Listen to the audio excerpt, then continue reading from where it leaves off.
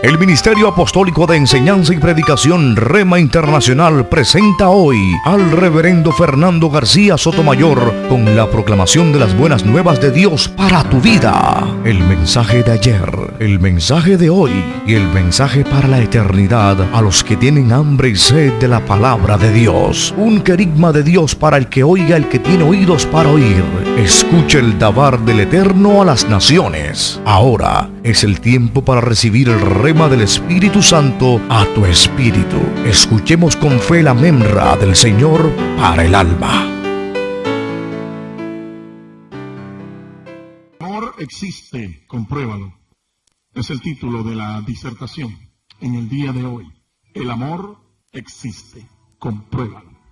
Vamos a basar nuestra exposición bíblica en la palabra de Dios, más exactamente el Evangelio según San Juan, el capítulo 3 y el versículo 16.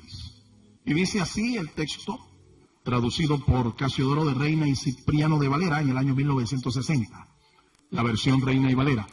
Leo la palabra del Señor en el nombre del Padre y del Hijo y del Espíritu Santo. Porque de tal manera amó Dios al mundo, que dio a su Hijo unigénito, para que todo aquel que en Él cree no se pierda, mas tenga vida eterna.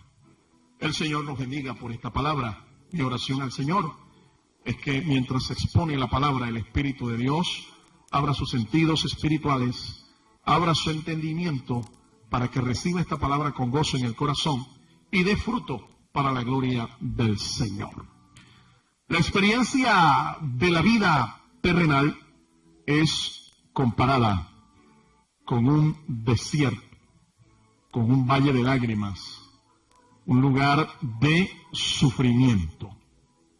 Eso es lo que algunos escritores, algunos poetas han dicho con respecto a la experiencia de vivir.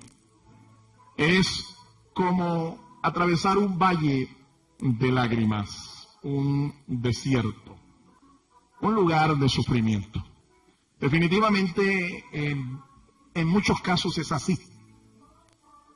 El hombre que vive sin Dios vive así, vive en una especie de desierto. El hombre que vive alejado del propósito de Dios vive en esta condición, en un valle de lágrimas. Y aunque de repente ante la opinión pública, de repente la impresión que da a los demás es la de ser una persona alegre, una persona contenta, una persona feliz, sin embargo su corazón llora, mientras que su cara sonríe y solo lo que muestra es una fachada. Es como la historia de aquel payaso que su oficio era hacer reír a los niños en un circo, pero era un hombre que en las noches, después de terminar su actuación, este hombre era un hombre sufrido, un hombre que experimentaba mucho dolor en su vida, un hombre que lloraba demasiado. Era irónico, mientras que su oficio era hacer reír, él lloraba y sin consuelo. Esa es la experiencia de todo aquel que vive sin Dios en este mundo, sin Dios en esta vida. Pero en medio de estos lugares se puede encontrar el verdadero amor y la felicidad. No importa por la situación o el lugar o el momento que tú estés viviendo. En esa situación en donde lo que hay es dolor, sufrimiento, lágrimas, angustia, decepción, desesperanza. En medio de esa situación tú puedes encontrar el verdadero amor y la felicidad para tu vida. Nosotros debemos entender que esto es así, desde que el pecado entró en el mundo y trajo toda esta carga pesada sobre la humanidad y sobre la vida. Dios creó al hombre en un paraíso, lo colocó a disfrutar de un jardín, el jardín del Edén. Pero cuando el pecado entró, se dañó todo. Y esas consecuencias que trajo el pecado son esta carga de maldición que nos afecta a todos, tanto a los que son hijos de Dios como a aquellos que no lo son. El pecado entonces es la causa por la cual la humanidad vive como en un valle de lágrimas, en un desierto. En el diseño original de Dios para el hombre no estaba contemplado el dolor, el sufrimiento, las aflicciones. Pero por causa de la entrada del mal y el pecado, el hombre cae de su estado original, en estado de gracia, en estado de bendición, y es esclavo de un destino doloroso. El pecado no solamente afectó el entorno, sino que afectó también al propio hombre. Ciertamente Dios le había dicho a Adán y a Eva que el día que ellos comieran del árbol, del fruto, de la ciencia del bien y del mal, ese día de cierto ellos morirían. Ellos finalmente no le creyeron a Dios, desobedecieron a Dios y se hicieron esclavos del pecado, se hicieron esclavos del engañador, del maligno, de Satanás. Así que cae del estado de gracia y de bendición y se hace un esclavo. Ahora, Dios no tiene la culpa de nada de estas cosas. El hombre tenía libre albedrío, el hombre tenía voluntad propia para escoger obedecer a Dios y vivir en bendición, o desobedecerlo y vivir en desgracia, en maldición. Esta es la razón por la cual el Hijo de Dios viene al mundo desde el cielo, tomando nuestra humanidad. Se necesitaba una ofrenda perfecta para pagar el precio de nuestra redención, de nuestra libertad, de nuestra felicidad. Mi amigo, el hombre desde que cayó en ese estado de desgracia y de generación en generación nos ha dejado esa herencia maldita, el hombre se ha hecho enemigo de Dios y el hombre no ha sido capaz ni será capaz de salvarse a sí mismo. Aunque muchos intentos se han conocido, muchos intentos de personas que pretenden autosalvarse, autorrescatarse, se conocen, sin embargo, no son eficaces.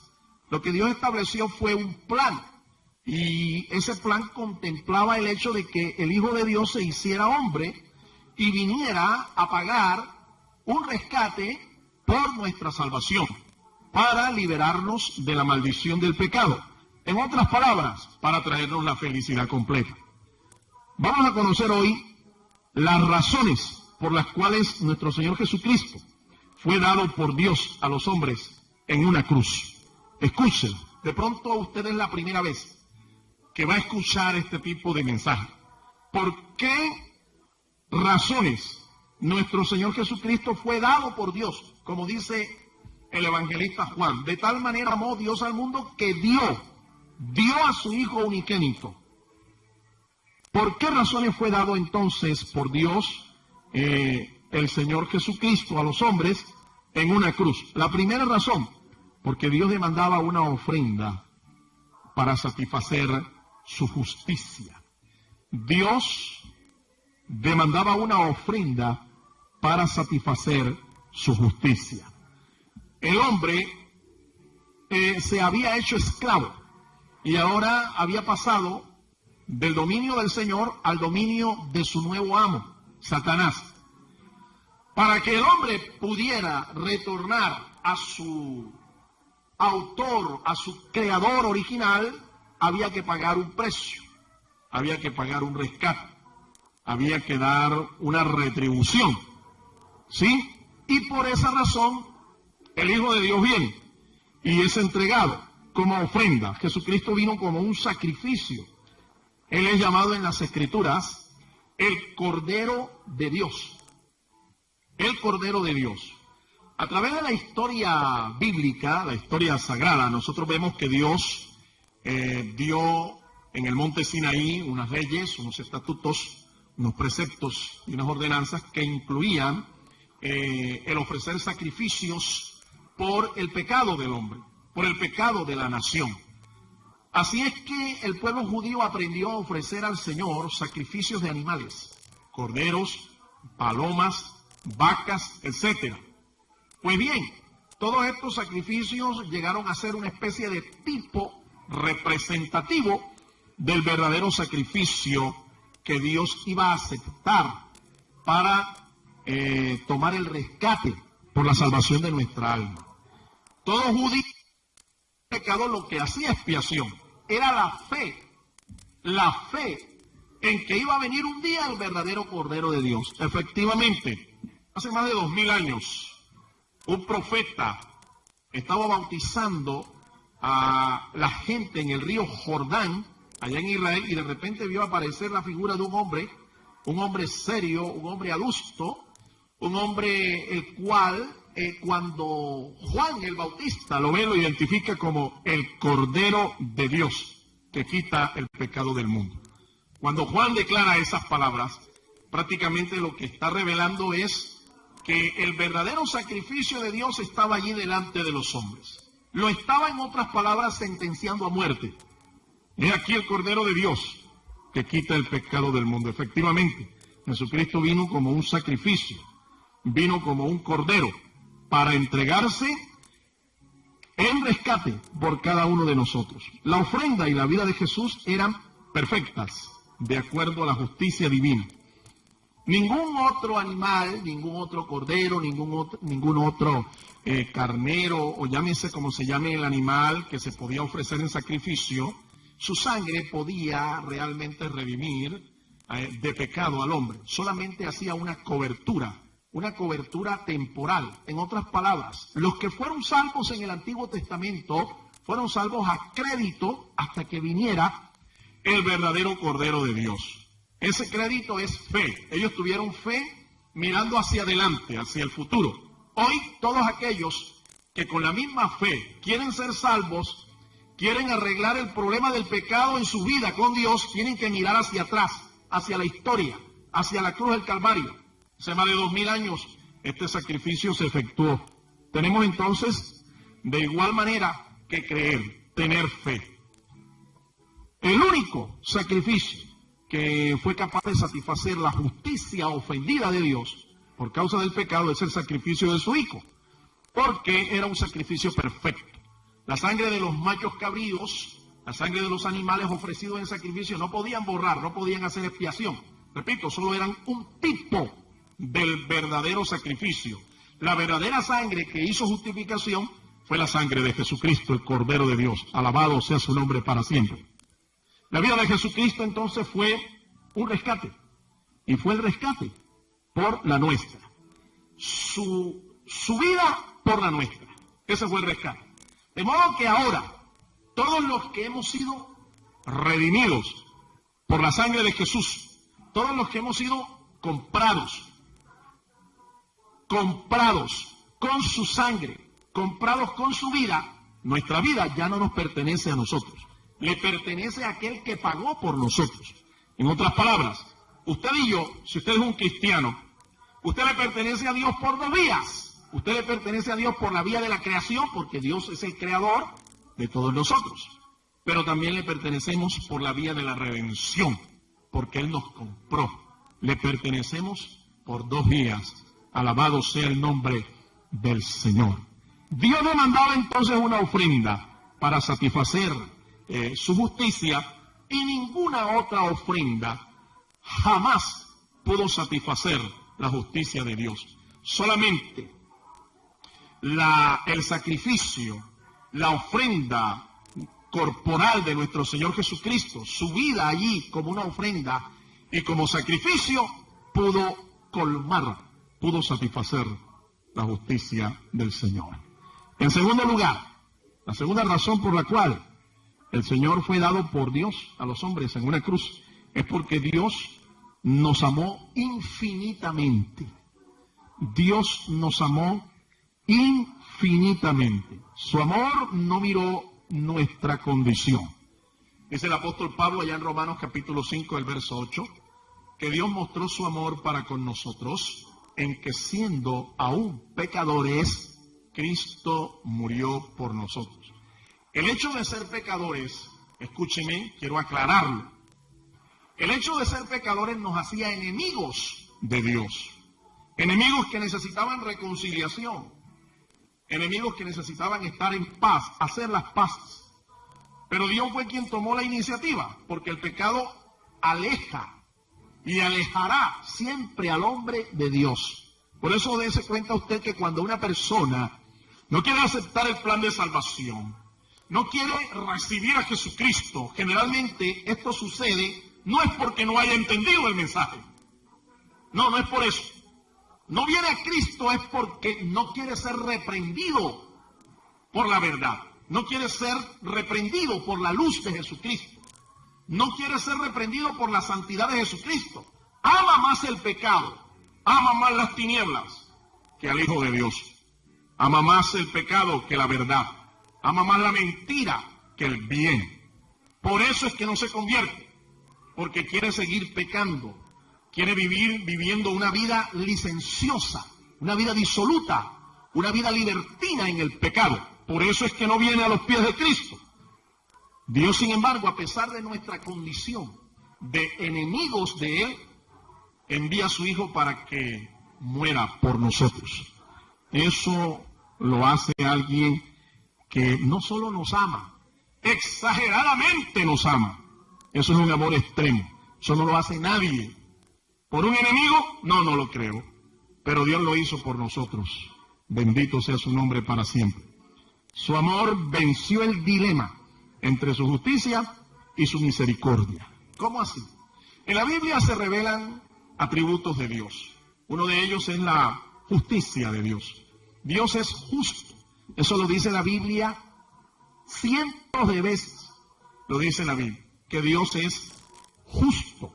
Pero también dice las Escrituras que Dios es misericordioso. Entonces, había un conflicto en el Señor. Había un conflicto en Dios. Por un lado, su justicia demandaba la satisfacción de la ofensa que el hombre le había provocado por causa del pecado. Dios estaba airado. Dios está airado con el que es impío y el que es pecador y no se arrepiente.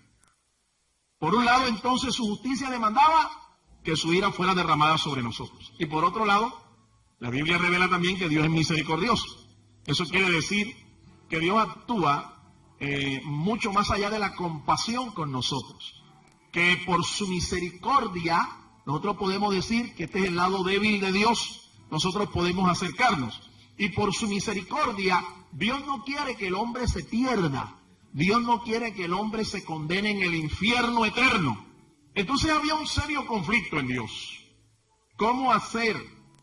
¿Cómo hacer para reconciliar estas dos virtudes? Dios lo solucionó. El dilema del enfrentamiento de la justicia divina y la misericordia divina se resolvió en la encarnación de Jesucristo. Dios, el Hijo, se hizo hombre y recibió el pago. La justicia de Dios se derramó sobre el cuerpo de Jesucristo ahí en la cruz del Calvario. Mientras Cristo moría, toda la ira de Dios, todos los rayos, todas las centellas, toda la indignación de Dios cayó sobre el cuerpo de Jesucristo. Él fue molido por nosotros, molido por nuestras transgresiones, molido por nuestros pecados. El castigo de nuestra paz fue sobre Él. Dios envió entonces toda su ira sobre el cuerpo de Cristo. Y no solo eso, sino que nos imputó a nosotros su justicia, su santidad. Jesucristo cargó el pecado de todos nosotros y Dios nos imputó a nosotros la santidad y la justicia de Jesucristo. Pero fíjense, Él tomó nuestro lugar ahí en la cruz, recibiendo el pago de nuestro pecado, toda la ira de Dios, toda la indignación de Dios. Pero una vez que usted cree en esa obra, la misericordia de Dios lo alcanza. Si usted se arrepiente, cree en esa obra maravillosa de nuestro Señor Jesucristo en la cruz del Calvario, la misericordia de Dios lo alcanza. Dice el proverbista, el que confiesa su pecado y se aparta, alcanza misericordia, pero el que encubre su pecado no prosperará. Por mucho que brinques, por mucho que saltes, por mucho que niegues razones, inquieras y niegues que no eres un pecador, la Biblia declara que tú y yo somos pecadores. Y el problema del pecado se resolvió en Cristo. Tienes que aceptarle entonces como tu Señor y tu Salvador. Y tienes que venir corriendo a recibir la misericordia del Señor. ¿Sabes?